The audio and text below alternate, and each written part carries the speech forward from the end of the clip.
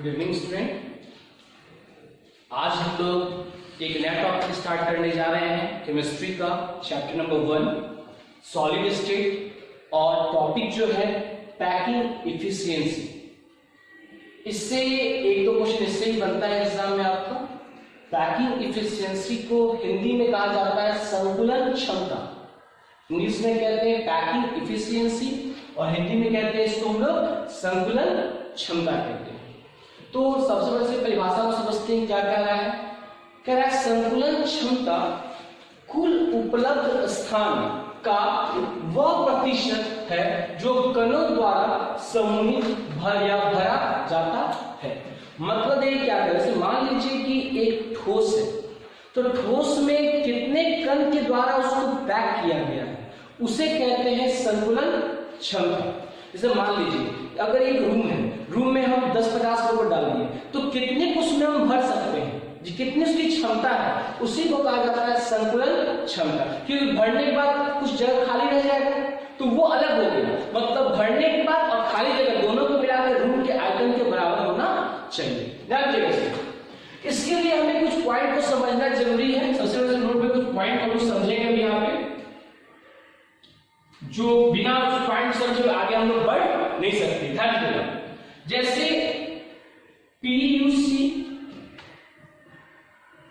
BCC और FCC, तीन terms को हम लोग समझेंगे, पीयूसी को, बीसीसी को और एफसीसी को। और पीयूसी का मतलब क्या होता है, इंग्लिश में लिख दे रहे हैं हम, प्रिमिटिव यूनिट सेल।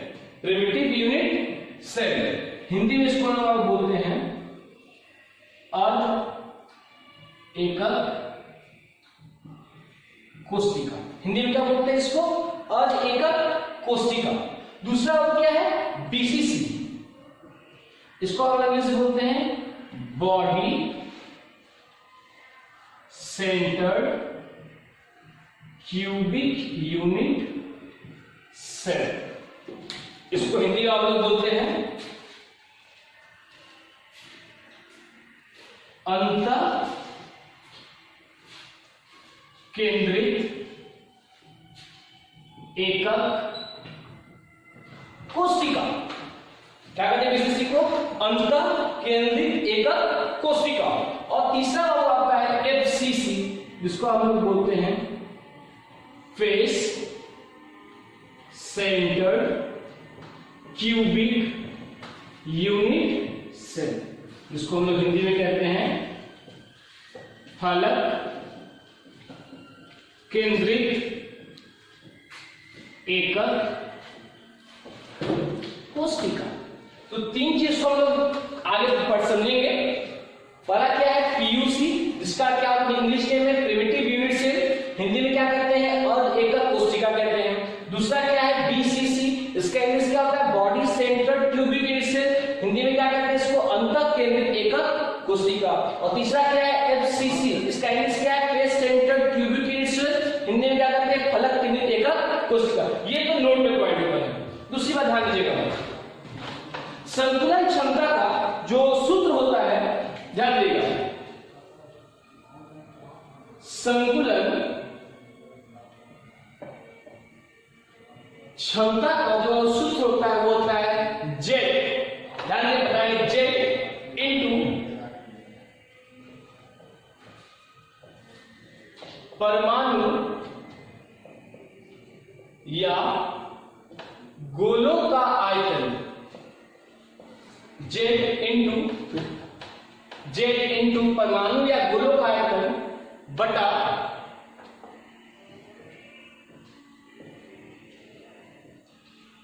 एकक कोष्टिका या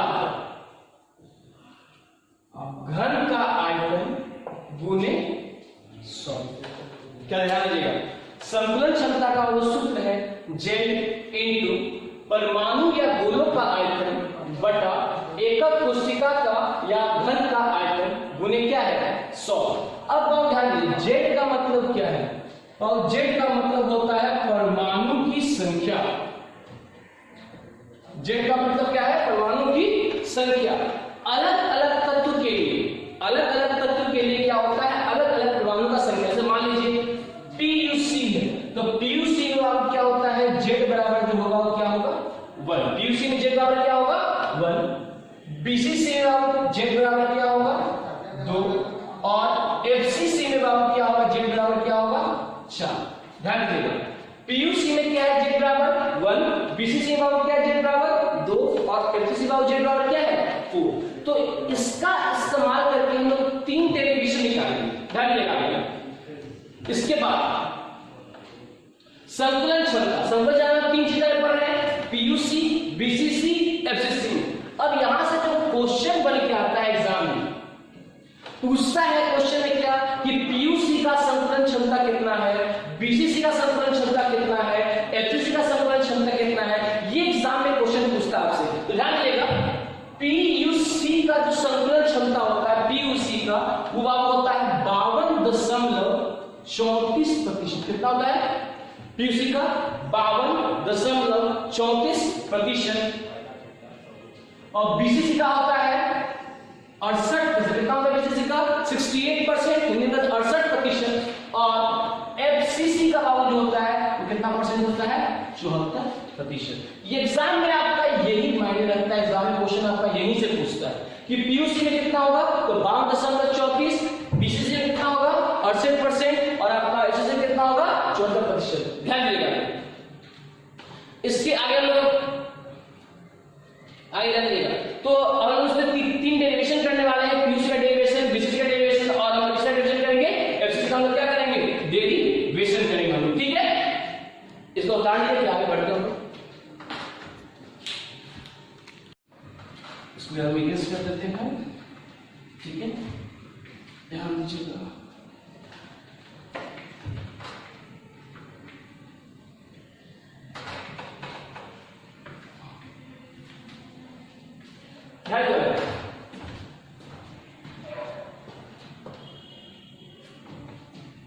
एक क्वेश्चन लिख रहे हैं, ठीक है।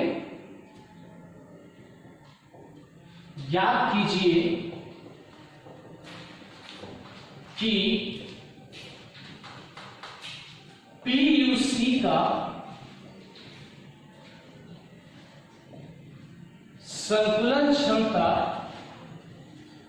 52.34% है। ध्यान से हम लोग प्रूफ करेंगे कि PuC का कितना होगा संकलन क्षमता, तो 52.34%। ध्यान दीजिएगा, प्रूफ करने वाले हैं। पहले समझेंगे PuC में क्या होगा, देखिए ध्यान दीजिएगा।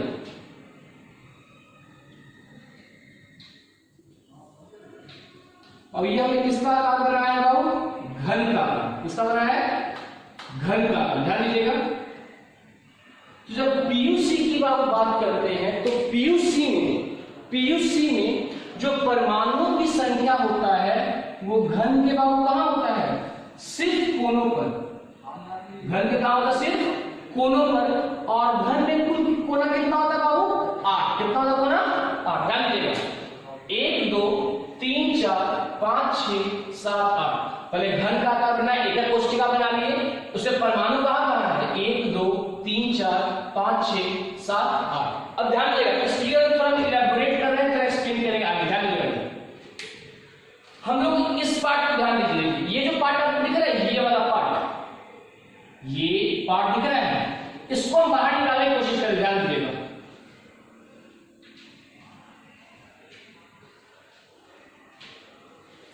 ये देखिए, इसमें हम इसकी लंबाई को क्या मानते हैं, a मानेंगे। इसकी लंबाई क्या मानेंगे, a मानेंगे। ध्यान दीजिए, 1 2 3 4 1 2 3 4। हमने इसको क्या किया है, बड़ा किया है। तो जब इसको हम बाहर निकाल दें, इस पार्ट को हम बाहर निकाल दें, यहां पे इसका केंद्र है, यहां पे इसका केंद्र है, तो चारों का एक केंद्र होगा यहां पे। ध्यान दीजिएगा, बना दिया हमने। देखिए, तो ये पार्ट ये वाला है, ये पार्ट ये वाला है, ये पार्ट ये है और ये पार्ट ये है, और चारों का हमने क्या लिया है, इस पार्ट। तो हमने इस पार्ट को क्या किया है, बाहर निकाला है। ध्यान दीजिए, जहां पे अगर हम इसकी बात कर रहे हैं तो ये दूरी क्या है तुम्हारा, ए। ये दूरी क्या है, ए। और ये जब गोलाकार है तो इसका त्रिज्या क्या होगा, r। इसका इसका भी त्रिज्या क्या होगा आर, और ये क्या होगा आर। ध्यान दिया इस फिगर के अनुसार हम लोग ये तो कह सकते हैं कि जो पूरा ए है कितने के बराबर आर प्लस आर कितना हो जाएगा 2r, मतलब लिख सकते हैं ए बराबर को क्या लिख सकते हैं 2r लिख सकते हैं।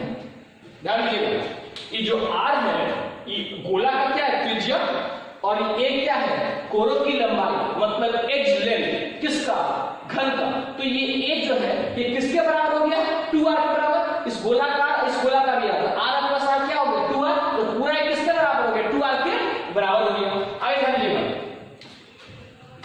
ये आपको पता है कि पीयूसी में जेड बराबर कितना लेते हैं हम लोग 1 लेते हैं। मुझे पहले पता है पीयूसी में जेड बराबर कितना होगा 1। तो संकुलन क्षमता का ध्यान दीजिएगा, संकुलन क्षमता का सूत्र क्या लिखा है कभी जेड गुने गोलों का आयतन बटा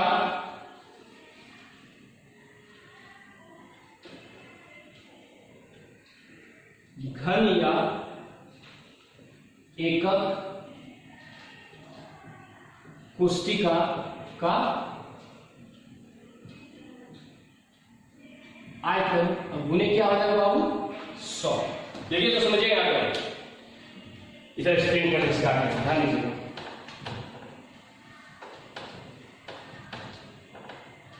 जेड का मान कितना लिया गया पीयूसी में 1 ले लिए। और पता हो गोलों का आयतन जब स्फीयर, गोलों का मतलब क्या होता है स्फीयर, स्फीयर का आयतन कितना होता है 4/3 पाई r³। गोला का आयतन कितना होता है स्फीयर का आयतन कितना होता है 4/3 पाई r³। और घन या एकक कोशिका का मतलब इसका आयतन क्या होगा क्यूब का आयतन क्या होता है a³ कितना होता है a³। अब गुने क्या हो जाएगा वो 100, क्या हो जाएगा 100। ध्यान दीजिए तो 1 × 4/3 × पाई इंटू क्या हो गया r³ बटा एक जगह क्या दिया गया है तो इसको हम 1 मान लें, ठीक है। तो एक जगह क्या लिख सकते हैं 2r का क्यूब गुने क्या आ गया 100, यानी तेरे बगल में ये बराबर क्या है यहाँ पे 2r, उसके बाद हमने ये जगह क्या रख दिया 2r, इसका क्या कर दिए क्यूब। ध्यान दीजिएगा तो क्या आ जाएगा 1 × 4/3 × पाई × r³ बटा 2 का क्यूब कितना होता है 8 और r का क्यूब कितना हो जाएगा r³। अब गुने क्या आ जाएगा 100 आ जाएगा। r³ से r³ क्या किया कट गया तो ये क्या आएगा 1 × अब 4 से 8 कट जाएगा कितने बार में 2 बार में कट जाएगा है कि नहीं। ध्यान दीजिए क्या जाएगा तो 1 गुने पाई गुने 100, 1 गुने पाई गुने 100 और बटा क्या आ जाएगा 3 नीचे आ जाएगा तो 3 गुने क्या आ जाएगा 6 हो जाएगा। तो पाई का मान कितना होता है पाई का मान होता है 3.14/6 और गुने क्या आ जाएगा 100 आ जाएगा। और ध्यान दीजिए इस डेसिमल को हटाएंगे तो नीचे क्या आ जाएगा 100, डेसिमल हट गया 100 से 100 क्या किया कट गया। ध्यान दीजिए आगे तो 314 अब बटा क्या आ जाएगा 6 और इसको आप डिवाइड कर रहे हैं तो 314 किसे भाग देना है 6, तो 6 से 5 जाना क्या आ जाएगा 30, एक आएगा 14, 6 का 2 आएगा कितना 12 आएगा, 4 में 2 गया 2.03 या लमसम कितना आया है 52.34% के बराबर आएगा। और हमने पहले लिखा था पीयूसी का कितना होता है संकुलन क्षमता तो 52 कितना होता है 34%। और कैसे आता है हमने इसको क्या किया प्रूफ कर लिया। सबसे पहले ध्यान दीजिएगा पीयूसी में क्या है पीयूसी का आकार ये होता है जिसमें परमाणु सिर्फ कहां होता है घन के कहां पर होगा कोना पर होगा, कोना के अलावा जब कहीं नहीं होता है परमाणु। तो हमने बस इस फेस को हमने यहां से क्या किया है बाहर निकाला है। तो गोला का त्रिज्या होगा क्या r, यहां भी r, ये भी r, और ये पूरा जो गोला की लंबाई कितना a किसके बराबर हो जाएगा r प्लस r क्या हो जाएगा 2r हो जाएगा। उसी को फिर पीयूसी में पता है कि जेड का मान कितना होता है 1, तो फॉर्मूला हमने लगा दिया। संकुलन क्षमता का सूत्र क्या होता है जेड गुने गोलों का आयतन बटा घन या एकक कोशिका का आयतन गुने क्या हो जाएगा 100, ठीक है। इसका डेरिवेशन में कर दिए, ठीक है। देख लीजिएगा आगे दो और पढ़ेंगे हम लोग। आपको पता है पीयूसी बीसीसी एफसीसी पीयूसी हुआ है, अभी दोनों आगे नेक्स्ट लेक्चर पढ़ेंगे हम लोग बीसीसी के बारे में और एफसीसी के बारे में।